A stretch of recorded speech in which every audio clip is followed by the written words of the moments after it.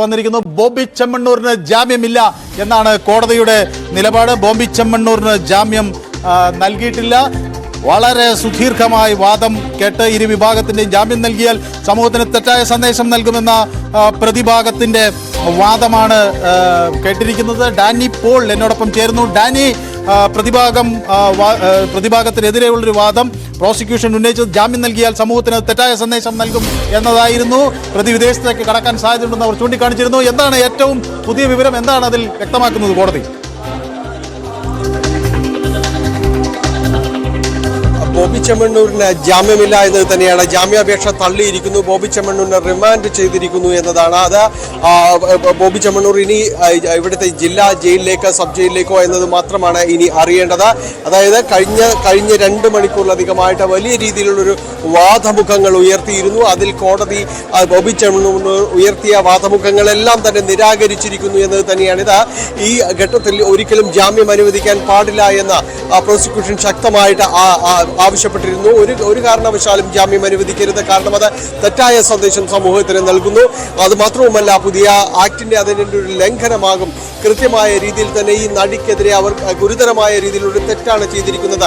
വലിയ ആസൂത്രണത്തോടെയാണ് ഈ കാര്യങ്ങളെല്ലാം തന്നെ ചെയ്തിരിക്കുന്നത്.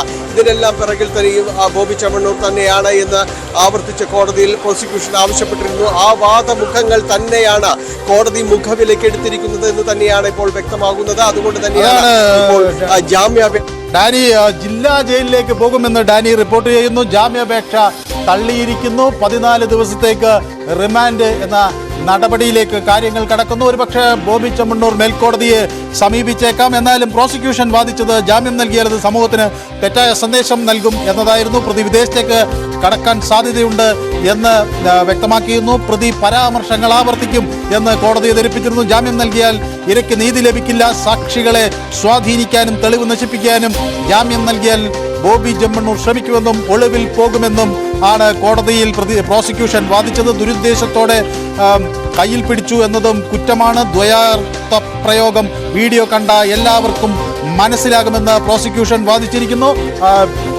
ഡാനി, ഇനി ഹൈക്കോടതിയിലേക്ക് എന്ന നീക്കം ബോബി ചെമ്മണ്ണൂർ നടത്തിയേക്കുമെന്ന് നേരത്തെ തന്നെ സൂചനകൾ ഉണ്ടായിരുന്നു. അങ്ങനെ എന്തെങ്കിലും പറയുന്നുണ്ടോ? ഒപ്പം ഈ കോടതി വിധിയുടെ മറ്റ് പ്രസക്ത ഭാഗങ്ങൾ എന്തൊക്കെയാണ്?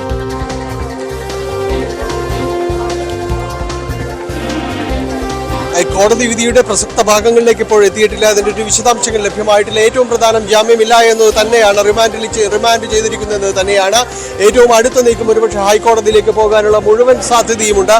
കാരണം ആ രീതിയിൽ തന്നെയായിരുന്നു അവർ ഈ ബോബി ചെമ്മണ്ണൂരുമായി ബന്ധപ്പെട്ട വൃത്തങ്ങൾ പ്രവർത്തിച്ചിരുന്നത്. എന്തായാലും ഇനിയിപ്പോൾ അത് ഉടൻ തന്നെ ഹൈക്കോടതിയുടെ പരിഗണനയിലേക്ക് ഉടൻ തന്നെ പോകുവാനുള്ള സാധ്യതയെല്ലാം തന്നെ സമർപ്പിച്ചാൽ പോലും അത് പരിഗണനയ്ക്ക് എടുക്കാനുള്ള ഒരു സമയം ഇപ്പോഴില്ല. അതുകൊണ്ട് തന്നെയും ജയിലിലേക്ക് പോകുക എന്നത് തന്നെയാണ് മുന്നിലുള്ള വഴി. ഇപ്പോൾ തൽക്കാലത്തേക്കെങ്കിലും ജയിലിലേക്ക് പോവുക എന്നത് തന്നെയാണ്. റിമാൻഡ് ചെയ്യപ്പെട്ടിരിക്കുന്നു എന്നത് തന്നെയാണ്. 13 ദിവസത്തേക്ക് റിമാൻഡ് ചെയ്തിരിക്കുന്നു. അത് എറണാകുളം ജില്ലാ ജയിലിലോ അല്ലെങ്കിൽ സബ് ജില്ലാ ജയിലിലോ ആണ് ഇതിൽ ജില്ലാ ജയിലിലേക്കോ സബ് ജയിലിലേക്കോ പോയേക്കാം. പക്ഷേ ഡാനി, നമ്മളിവിടെ മനസ്സിലാക്കേണ്ട ഒരു കാര്യം, ഒരുപക്ഷെ കോടതി ഇതിൻ്റെ കുറ്റകൃത്യങ്ങളുടെ വിശദാംശങ്ങളിലേക്ക് കടന്നിട്ടുണ്ടാവില്ല. പക്ഷേ ഒരു പ്രാഥമികമായ ഒരു വിലയിരുത്തൽ കോടതിക്ക് എടുക്കാൻ ഒരുപക്ഷെ ഈ ഘട്ടത്തിൽ കഴിഞ്ഞിട്ടുണ്ടാകാം. കേസിനെ സംബന്ധിച്ച് കോടതിയുടെ ആ ബോധ്യം ഈ ജാമ്യം നിഷേധിക്കുന്നതിൽ ഉണ്ടായിട്ടുണ്ടാകാം എന്ന് നമുക്ക് വിചാരിക്കാൻ കഴിയുമോ? എന്താണ്?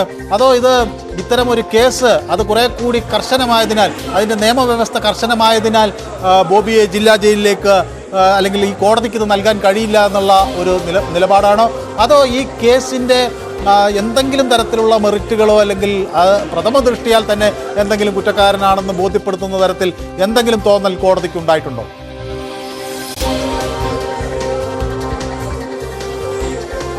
മറ്റൊരു കാര്യത്തിൽ ഏറ്റവും പ്രധാനമായിട്ട് കാണേണ്ടത്, ഈ കേസ് തുടക്കം മുതൽ തന്നെ വരുമ്പോൾ തന്നെ ഇത് അതീവ ഗൗരവ സ്വഭാവമുള്ളത് തന്നെയാണ് എന്നത് ഇതിൽ പ്രോസിക്യൂഷൻ പലതവണ പറഞ്ഞിരുന്നു.